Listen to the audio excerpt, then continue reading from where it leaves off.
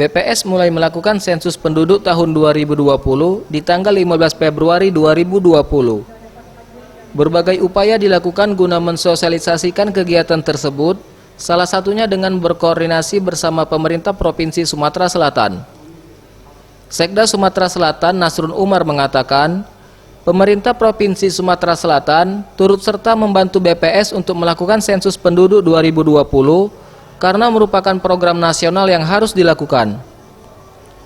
Ia menghimbau kabupaten kota di Sumatera Selatan untuk melakukan sensus ini sesuai dengan jadwal dan harus menjadi contoh untuk provinsi lain karena Sumatera Selatan dapat melakukannya tepat waktu.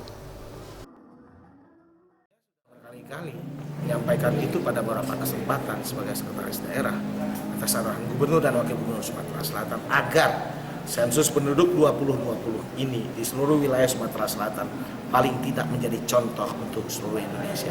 Kita harus yang baik, kita kalau perlu yang terbaik, dan kita harus menjadi dan harus mencapai target. Sebagaimana koordinasi kami yang sudah sangat baik kami lakukan dengan Kepala BPS Sumatera.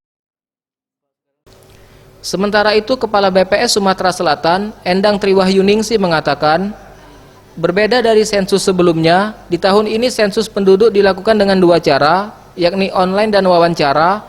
Dengan sistem online ini akan mempercepat penghitungan, serta tingkat valid data dapat terpercaya.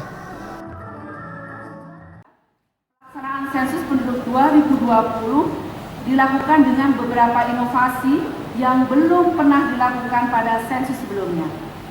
Salah satu inovasinya adalah di bidang metodologi sensus, di mana selama ini kita menggunakan metode tradisional, sekarang beralih ke metode kombinasi. Sensus penduduk mulai dilakukan 15 Februari sampai 31 Maret 2020. Tim Liputan Sriwijaya TV.